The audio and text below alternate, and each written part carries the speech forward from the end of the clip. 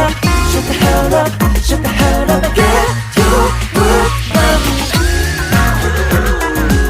Shut the hell up, shut the hell up.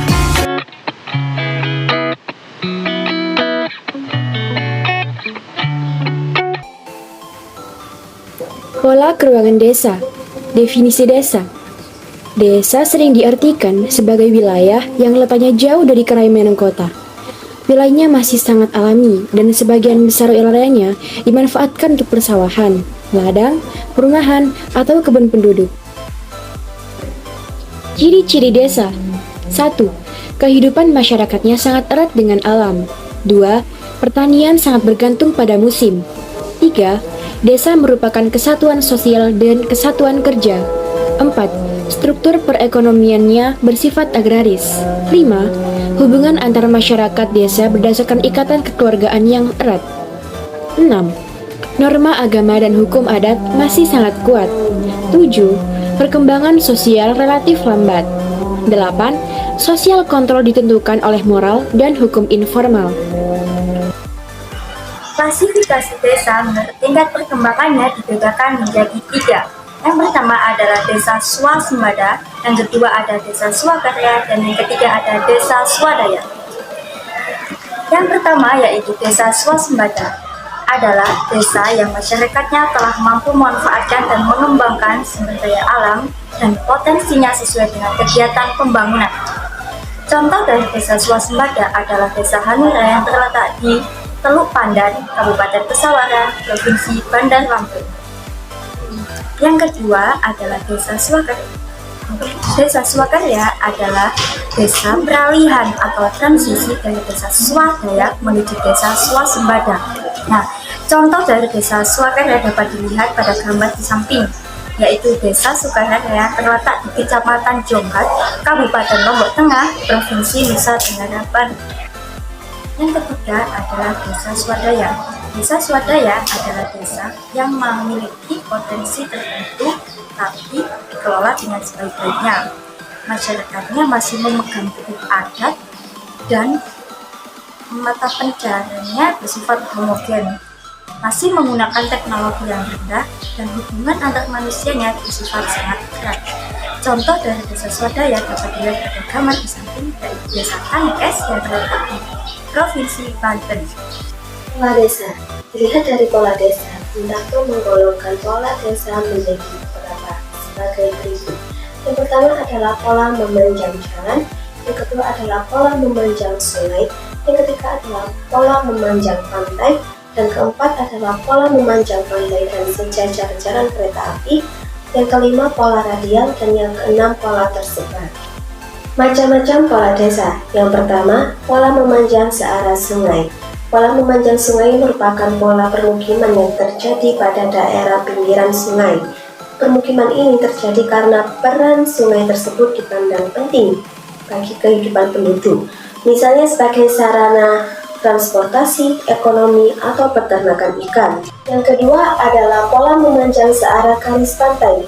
Pola memanjang pantai merupakan pola permukiman yang dilakukan oleh para nelayan di daerah pesisir pantai, di mana penduduknya sangat bergantung dengan hasil dari menangkap ikan di laut. Yang ketiga adalah pola radial. Pola tersebar atau pola radial disebut juga permukiman tersebar terdapat di daerah dataran tinggi atau pegunungan, misalnya alun-alun, tempat ibadah, atau pasar yang terletak di tengah-tengah permukiman. Yang keempat adalah pola memanjang searah rel.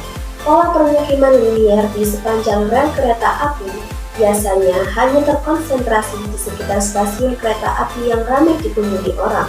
Pola permukiman linier di sepanjang rel kereta api lazim ditemukan di Pulau Jawa saja. Pola memanjang searah jalan. Jalan raya yang ramai membantu pertumbuhan ekonomi penduduk yang tinggal di sekitarnya untuk membangun permukiman di sepanjang jalan raya dan membuka pertokoan. Pola permukiman linier di sepanjang jalan raya dapat ditemukan hampir di seluruh kota di Indonesia. Dan ada pola tersebar. Pola ini terbentuk karena pemukiman penduduk tersebar. Umumnya pola pemukiman seperti ini berada di gunung atau di dataran rendah. Definisi kota. Apa itu kota? Ya, kota merupakan suatu sistem jaringan kehidupan manusia yang memiliki ciri sosial seperti jumlah penduduk tinggi dan strata sosial, ekonomi yang heterogen dengan corak yang materialistis. Struktur ruang kota. Secara umum, struktur penggunaan lahan kota dapat dibedakan menjadi 3 bentuk sebagai berikut. Teori konsentrik. Model konsentris Burgess oleh E.W. Burgess. Pola penggunaan lahan kota memperlihatkan zona-zona konsentrik atau melingkar. Pusat dari zona merupakan inti kota, tempat paling ramai sebagai pusat kegiatan ekonomi. Semakin ke tepi, zona kegiatan ekonomi semakin sedikit. Sebaliknya, wilayah permukiman semakin banyak. Teori yang kedua yaitu teori sektoral. Model sektoral Hoyt oleh Homer Hoyt. Pola penggunaan lahan kota cenderung berkembang berdasarkan sektor-sektor. Pusat daerah kegiatan CBD terletak di pusat kota. Namun, pola-pola penggunaan lahan lainnya berkembang menurut sektor-sektor yang bentuknya menyerupai irisan kue tart. Sektor-sektor yang memanjang menyerupai kue tersebut disebabkan faktor geografi, yaitu bentuk lahan dan pengembangan jalan sebagai prasarana rute, komunikasi, dan transportasi. Teori yang ketiga yaitu teori inti berganda. Model inti berganda Harris dan Ullman oleh C.D. Harris dan E.L. Ullman. Tempat-tempat yang berfungsi sebagai inti kota antara lain kompleks perindustrian, pelabuhan, dan jaringan jalan kereta api, kompleks perguruan tinggi, dan kota-kota kecil di sekitar kota besar. Interaksi desa dan kota. Faktor yang mempengaruhi interaksi ada 3. Yang pertama yaitu regional complementarity atau komplementaritas regional. Adalah wilayah yang saling melengkapi, di mana terdapat perbedaan dalam ketersediaan sumber daya alam. Kalian dapat melihat skemanya di samping ya. Wilayah A surplus dalam sumber daya X namun minus dalam sumber daya Y dan Z. Sedangkan wilayah B surplus dalam sumber daya Y tapi minus dalam sumber daya X dan Z. Tapi kalau di wilayah C surplus dalam sumber daya Z namun minus dalam sumber daya X dan Y. Dengan adanya plus minus tersebut, hal ini mendorong terjadinya interaksi antar wilayah tersebut, baik sebagai produsen atau sebagai konsumen. Faktor yang kedua adalah interventing opportunity atau kesempatan intervensi, yaitu kemungkinan perantara yang dapat menghambat timbulnya interaksi antar wilayah. Kalian dapat melihat skemanya pada gambar di samping ya. Wilayah A surplus pada sumber daya X tapi minus dalam sumber daya Y. Sedangkan wilayah B surplus dalam sumber daya Y tapi minus dalam sumber daya X. Tetapi kalau di wilayah C itu surplus keduanya, baik SDA X maupun SDA Y. Interaksi antara A dan B melemah. Hal ini dikarenakan kebutuhan wilayah A dan B dapat dipenuhi oleh wilayah C. Yang ketiga adalah spatial transferability, yaitu kemudahan dalam pemindahan pada ruang. Faktor tersebut dipengaruhi oleh kelancaran transportasi antar wilayah. Dan dalam spatial transferability ini terdapat 3 komponen untuk mengukurnya.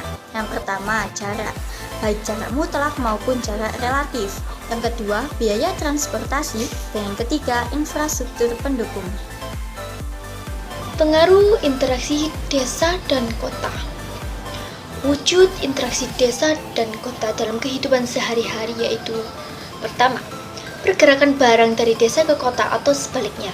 2. Pergerakan gagasan dan informasi dari kota ke desa. Ketiga, adanya komunikasi penduduk antara kedua wilayah tersebut. 4. Pergerakan manusia dalam bentuk rekreasi, urbanisasi, dan mobilitas penduduk. Pengaruh positif. 1. Tingkat pengetahuan penduduk meningkat karena telah didirikannya sekolah dasar hingga sekolah menengah di pedesaan. 2.